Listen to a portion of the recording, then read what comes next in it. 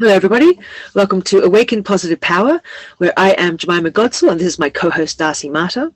I'm also an ambassador for Theraexpressions Meditation in Wyoming, Casper, Wyoming, I should say, where mental health matters. And Darcy and I are here to present conversations, to talk to you about conversations surrounded by mental health. And each week we bring a different topic just to enlighten us, to normalize the conversation about everyday problems or even deeper, darker problems. Before we get started, there is a disclaimer down below. And there was also, more importantly, 1-800 numbers for the international people listening, but also that wonderful new number in America, 988, for suicide prevention or mental health issues you may have for someone else or for yourself. It's a really simple number in America to remember, so it's awesome. Just don't forget 988.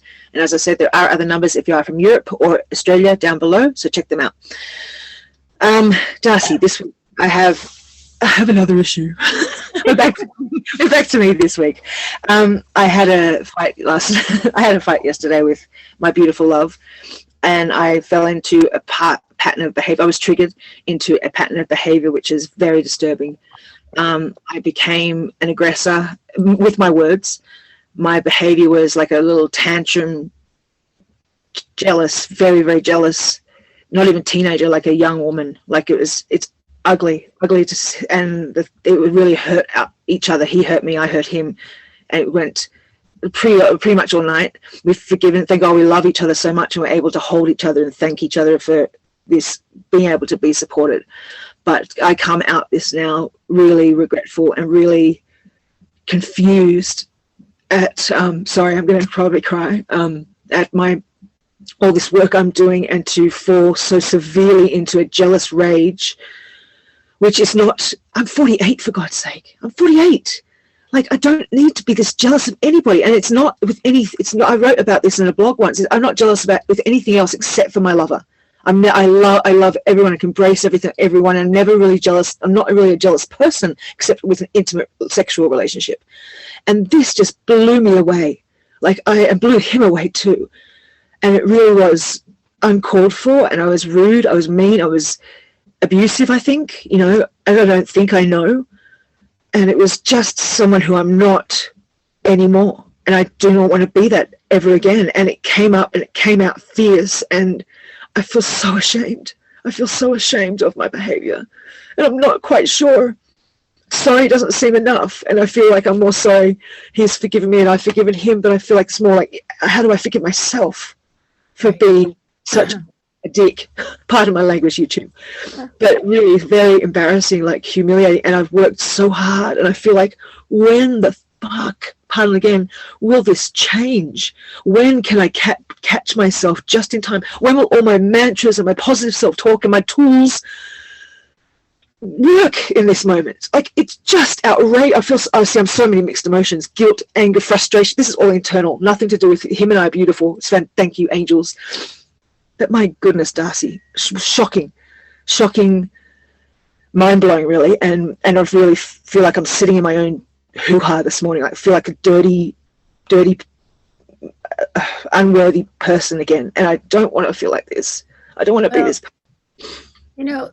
Let's just look at the flip side of this. So, well, not yet, but, we all have a shadow self, and we never really know to the extent of our shadow self until something triggers it and brings it forward. And again, how long have you been practicing your positive, healthy behavior? 2 and a bit years, yeah. Only 2 and a bit years. It's only a little fraction of the amount of time that you were practicing the negative behavior. That's true. And so that negative behavior, the jealousy, the anger, the hurtfulness, those are techniques that you have practiced for years for self-preservation. Yeah. So you've been practicing that, attack mode, as a means of self-defense for years. And you've only recently had an awakening that you no longer need to deal with the world from your shadow self. Yeah. That you are safe.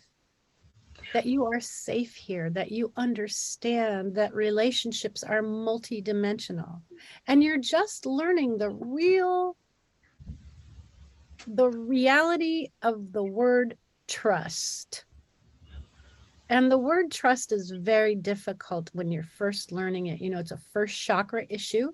So I would say for the next, you know, I don't know, however long, whenever you start your meditations, really start by focusing on your first chakra. Get yourself grounded in your first chakra, because that's all your basic needs, wants, and desires: food, clothing, shelter, sexuality, and trust. Trust in the world, trust in yourself, and trust in others. And so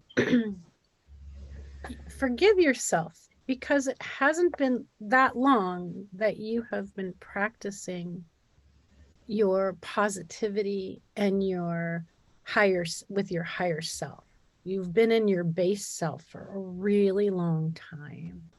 And these things show up to remind you that you have to continue the work and stay diligent. And you know, when you talk to him, you can say, look, I understand I need to work stronger. I need to continuously work. I'm going to work on trust. I'm going to work on these issues. I want you to understand that I know that all relationships, we are 50% of all of our relationships. So if my jealousy came up like a flame, that's mine, but what's yours? You know, he's got his that he has to deal with as well. When your evil beast shows up, when your shadow self shows up, if he can learn to walk away and say, you know, and you guys could have some kind of, you know, code where you say, Jemima, I love you. I think you need to go do your work right now and come back to me when you get clearer. Yeah. And I'll go do mine. And we'll come back together when we can speak without the intensity of this moment. You know, try to remove yourself from the situation when the feelings get that hot, and you know, do what you can do for yourself to exercise it, like a wind out of your body. Yeah, totally. Yeah. Mm-hmm. I mean, luckily I have been able to, we slept together. He was in the car and I said, come home, please, don't be out here, you know. So we came into bed and cuddled and just held each other, you know, both of us just feeling so sad. And then in the morning, you know, it's beautiful because I see this development of a relationship where I was able to say, I'm sorry, you know, I see that I've got a lot of work to do. I see that I've still got this demon that pops out and I don't know how to control her. So I'm able to, and he's so open to hearing me and not pointing fingers, not wanting to hear this from me, but just happy to hear it from me, you know. Yes. And very understanding. I mean, that's why I really appreciate him being a little older, because he's a little wiser in so many ways, you know. But it's just, how do I learn to, I don't know how to catch it. I don't know, and this jealousy, it really creeps me out, Darcy. I don't know how to relieve this deep, dark fear of threat of another woman, you know, taking my man away. It's freaking fierce, and I do not like it. I can feel myself go and kind of witch out, morph into this witch, and that, of course, is not attractive anyway. I mean, you know, that's not jealousy. You know what? That's about self-love. But what? And I mean, if you really love yourself and you really understand trust in yourself, then anyone can come in your sphere and it's not going to threaten you. Things threaten us when we don't feel secure in ourselves, when we don't trust ourselves and love ourselves. So what? I don't know. What am I missing then? What's the? You're not missing anything. It's all practice. This is practice. It's all practice. You're not missing anything. You see it very, very clearly. Yeah. And is it going to take 14 years to then self-love myself? No, that's the beautiful thing about working on your positive practice. and working on your enlightenment, it doesn't take as long because your awareness, your consciousness, and your choices behind it. Okay. Back when you were practicing negativity, it was all reactionary and it was all based on, learned negative behavior that compounded itself, right? You learn that if you are that vicious, you protect yourself, and it was working for you. And then you compounded it by getting relationships that required it of you and even amplified it. And so you ended up being in abusive relationships, difficult situations, just to keep reinforcing that this was a necessary part of your psyche, that you needed it for self-preservation. And so it's an ingrained habit. It's an ingrained learned cognitive behavior. And now what you're doing is you're practicing the opposite and learning that you don't need that anymore, that you are strong enough and you are aware of the fact that it's no longer a part of you. So I want you to know that I did an amazing hypnosis for someone yesterday about letting go. And just before I came on and saw you today, I said, oh, I need to do this one for Jemima. She is I love this. And the whole thing was about letting go. How funny. Our perceptions of ourselves are so ingrained in so many things we have, our name, our clothes, our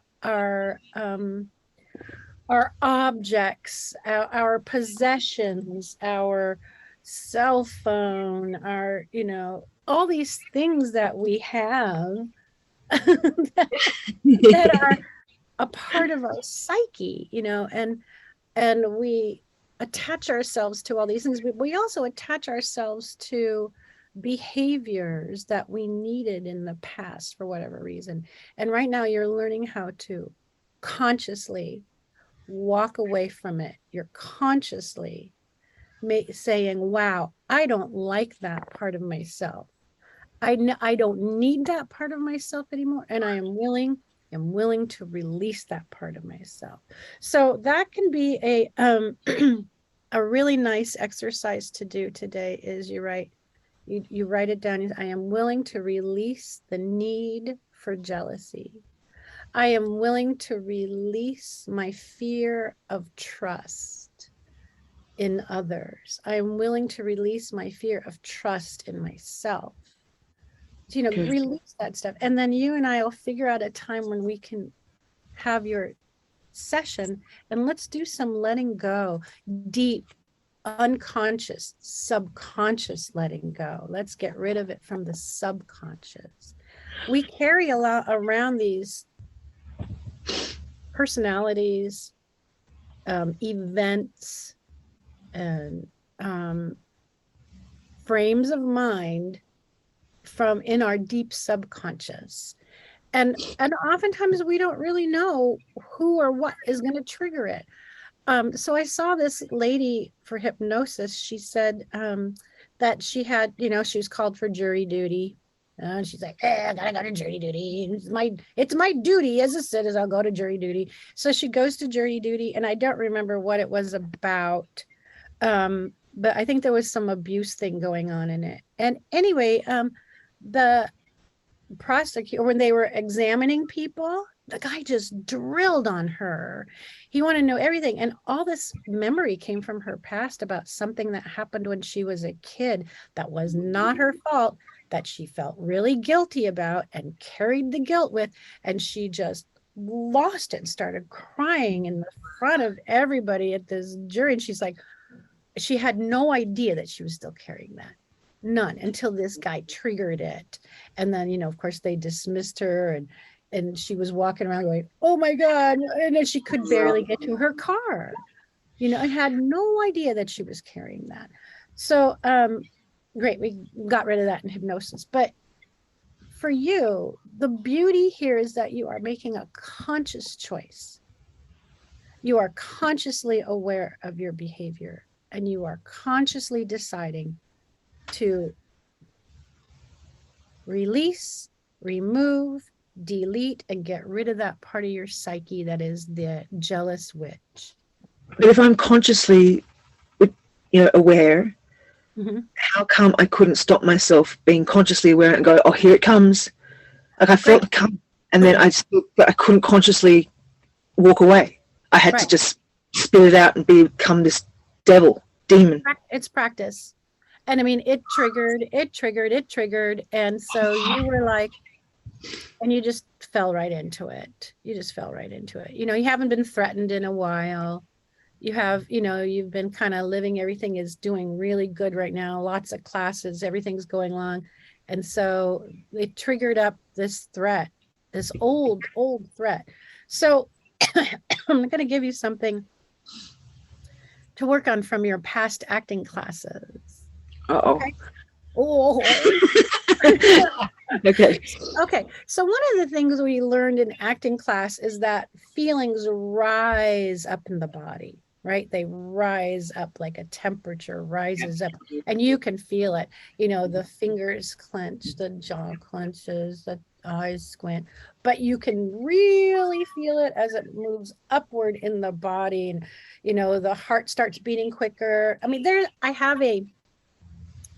have an associate I work with who pushes my buttons every time. It's always a challenge of what she needs and what everybody else needs, right? And sometimes her needs put everybody else in a situation, and she's thinks she has seniority, and so usually I have to just kind of go, okay, give it to her, and then I have to try to deal with the difficulty. So I was in a difficulty the other day, really difficult. I had to come to her about a decision she made, and she was like, no, this is what's going to happen. And I looked at her and I could feel it just coming up in me, but I couldn't say anything because there were all these little children around staring at us. Yeah. You can't argue in front of the children. So I said to her, I'm really sorry, but I'm going to say no. And I can't give you what you want. I need this now. I hope you understand. And walked away. And that was it. And I looked at her kids and they said, gosh, you guys are so patient while we have this conversation. And I walked away. And so she had to deal with her decision, not everybody else. Right. But I was really paying attention to how much that steam, because if the kids weren't there, I probably would have launched into her and finally said, look, you're not into right? But those kids, little children, they totally set that barrier. So you had nothing except for the two of you. So what I want you to start paying attention to is noticing in your body when those feelings start to rise. Oh, I noticed it. I can feel it. I felt it. And I thought, here it comes. I can feel it. So now you got to say, my fingers change like to this, like this. Right. My body, my shoulders came down.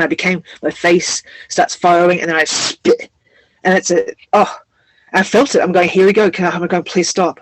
And then I think I didn't say anything, and then I think he said, are you okay? And I was like, like it was if I kept my mouth quiet, if he didn't know I wasn't asking, am I okay or anything, like I could have just gone, but then it wouldn't have been, I don't know, maybe it would have been better, but of course I'm confused, but I could feel it. I could feel, and I felt my body start to shake. I felt my shoulders, my whole face changes, and my mind switches. And then as soon as I open my mouth, I've lost control. I lost control. Yeah, and then you got to go, I have to walk away and take responsibility for my feelings. And I'm going to not share this with you until I take responsibility for my feelings. Right, okay. And so you're going to have to feel what you feel, and no matter what's going on, you're just going to go, I cannot deal, and walk away and go sit on the ground.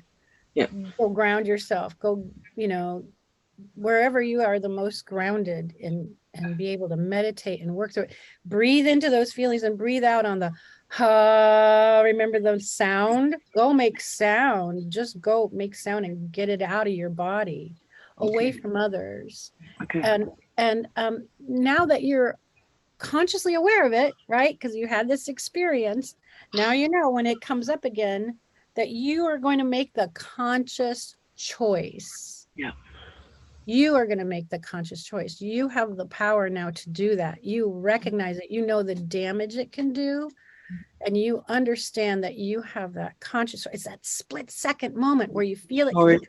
right? Isn't that little weird moment? And I thought, here it comes. And it was like, afterwards, I thought, I missed that fucking moment. I missed it. I could see it. I felt it. I knew it. And it was just, it just went all the other way. I feel like a bit of woe is me today.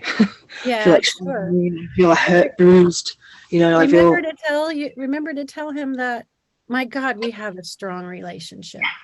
I mean, what a blessing. Such a gift. I'm so very fortunate.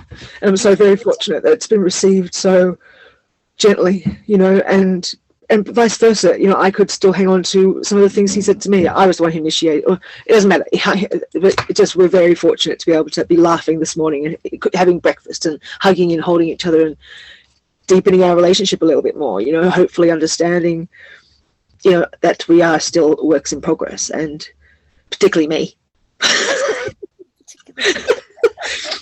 Yeah, I'm very fortunate. But thank you, Darcy. That was amazing input you've given me, and great insight, you know, because I was feeling just fragile. Like, and I can't talk like this to him, sort of thing. It's because he's still wounded. We're both still wounded, you know. Right, so right. Really appreciate you as the third wheel here again, and the mentor and the guide. It's just fantastic. So thank you so much for your wisdom and input, and allowing me to just breathe a little easier today. Thank you. I just want you to know, I mean, I came from a family of rage queens. Everybody was a screamer and a yeller, and on my first marriage, I was a screamer and a yeller. And then I remember we were renting this apartment together with a bunch of friends in this beach town for a summer, and I got really jealous about somebody who was living in our house, and she was really definitely flirting, but not just with my husband. She was also flirting with me. So she just kept flirting between the two of us. But I noticed how really excited he was by it. You know, he was like, she was beautiful. She was really very manipulative, and he was just really falling for it. And I just got so mad. And I remember I was in the kitchen, and my friend had this cup, this beautiful cup, and it was on the counter. And it was, I mean, there were other things I could have thrown at him, but I chose, and I remember when my head said, "That's not yours. That is not yours." I picked it up and I threw it across the room, and it busted everywhere. Wow. And, you know, so I had to go and apologize to the friend and go buy her something beautiful. And it would never be as special because I don't know the whole backstory of that. And then, wow. But that moment when you make that decision, that moment where you say, "Fuck it, I'm just going to do it anyway," and you let yourself go, is always full of regret afterwards. Yeah. It's always full of regret. And so maybe that's the biggest learning curve too, though. You know, yes. Maybe it can be. Yes, because now you know that this, and again, you can name this evil demon beast. You can name the beast if you want to call her the witch, the jealous witch. If you want to name her, give her a name. And if you know that she is all about self-preservation and doubt and fear, that's what she's about. Yeah. Then you can give her a name about doubt, fear, and, you know, self-protection in the evil way. And so that when you feel it rising in you, you can make the decision to tell her, "I don't need you. What I need is a moment to be with myself, not with my lover, not with the witch, but with myself," and go breathe through it and take that. I know you have the power to do that because you recognize it. So I have a lot of faith in you. Thank you. Bless you. Yeah, I can't wait to move through. I hope this is been a really big lesson for me, because it's been It really is. Just shocking. I just feel sad. I'm sorry. Anyway, well, thank you so much for your input. Thank you for helping me see objectively more rather than feeling pitiful.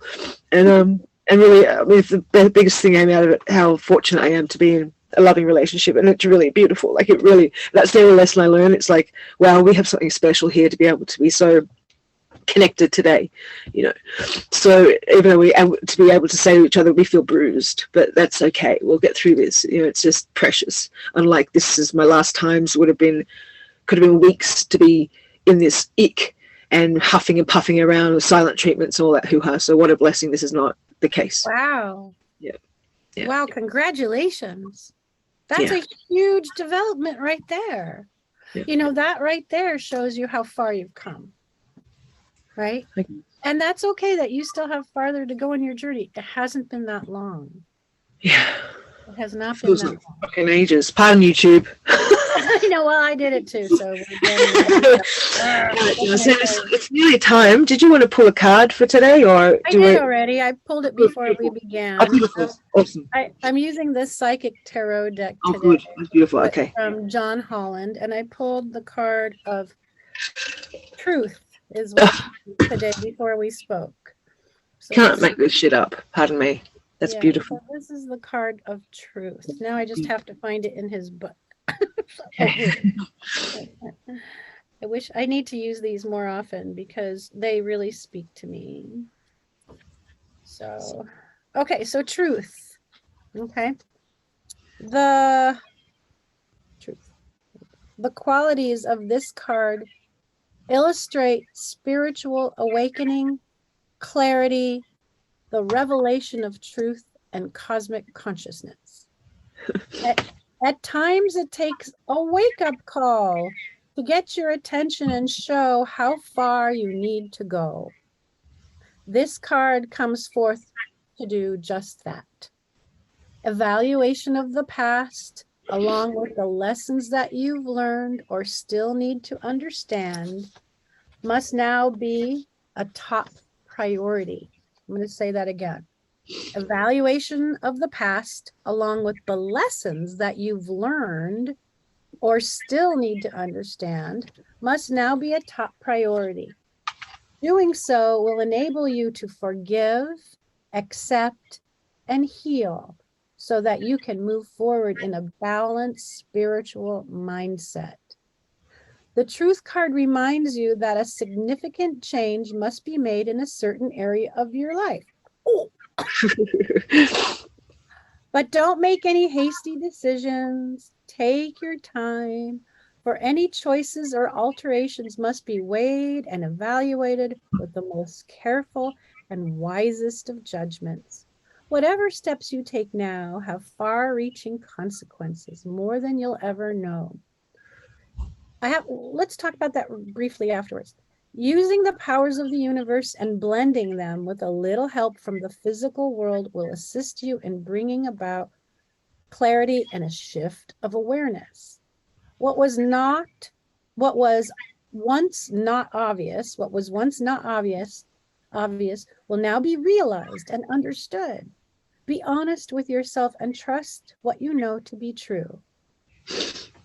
Okay, wow, I pulled that before we crazy and came on while I was waiting for you to come on. I'm like, let's just figure out what it means today. So there it is. Beautiful. So, you know, what it's telling you is don't make any decisions. And this is something that you've already figured out, because in your past, you might have decided to, okay, that's it. The relationship's over. It's not going to work. I'm going to leave, right? Or maybe you would have said, you know, I'm not going to speak to him for 3 weeks or whatever.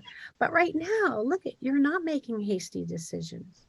You're making decisions and understanding out of love and compassion. And first, you're showing your love and compassion to the person that you feel you've hurt. And now you've got to give love and compassion to yourself. And now you've got to practice. So you have a couple of exercises to do today. I release the need is your exercise for today.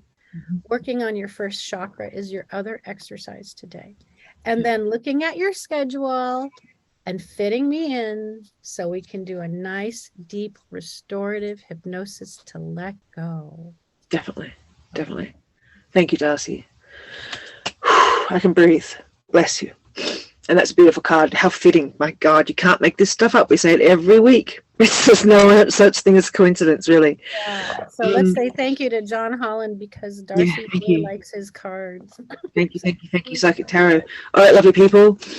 Peace, love. Don't forget to like, share, subscribe. Take care of your beautiful selves. We'll see you next week. Thank you, Darcy. You're beautiful. I love Peace you. out. Bye. Yeah, bye.